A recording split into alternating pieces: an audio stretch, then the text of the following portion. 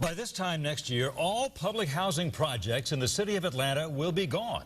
The Atlanta Housing Authority says it's ahead of schedule in reaching its goal to be the first major city to build mixed-use communities where housing projects once stood.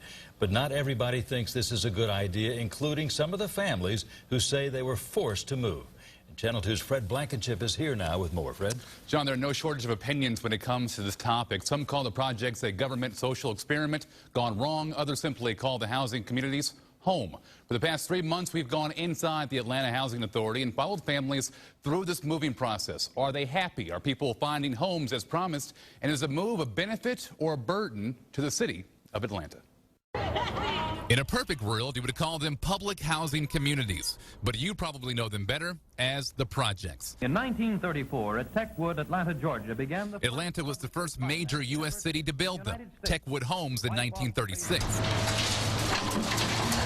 And now it's racing to be the first to tear them all down.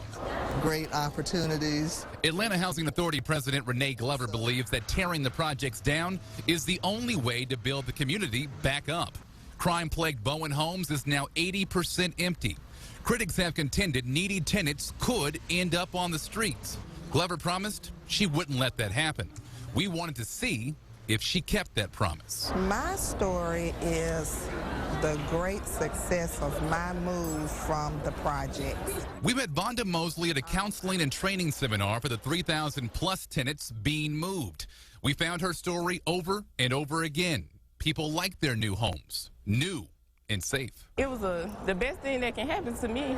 How it works, the AHA gives tenants the option of moving back into the new mixed-income communities, like this one on the site at what used to be the McDaniel Glen housing projects in Mechanicsville.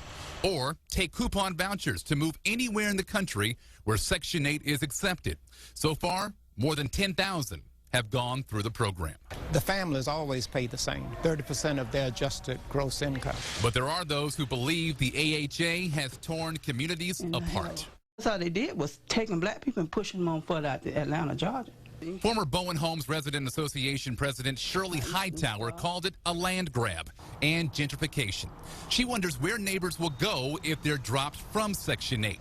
I don't even want to scratch. Although she herself is moving with the AHA's help. Am I excited about the move? I'm not. Actually, I'm just not. Are people being left out to dry? No, it's just the opposite. Thomas Boston is an economics professor at Georgia Tech who has followed families who leave the projects. He found that the job rate jumps from 15 to 45% for people who take the vouchers. And for those who move into the new mixed communities, the numbers rocket to over 65%. And then there's the cost benefit for the city of Atlanta. It's estimated that each revitalized project is worth $123 million. The crime goes down and the resources go up. And then when you combine all of the projects together, the net benefit to the city of Atlanta was about $1.5 billion.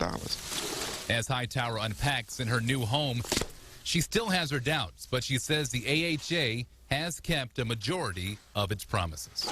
It's smaller than I thought, but it's better. I like it.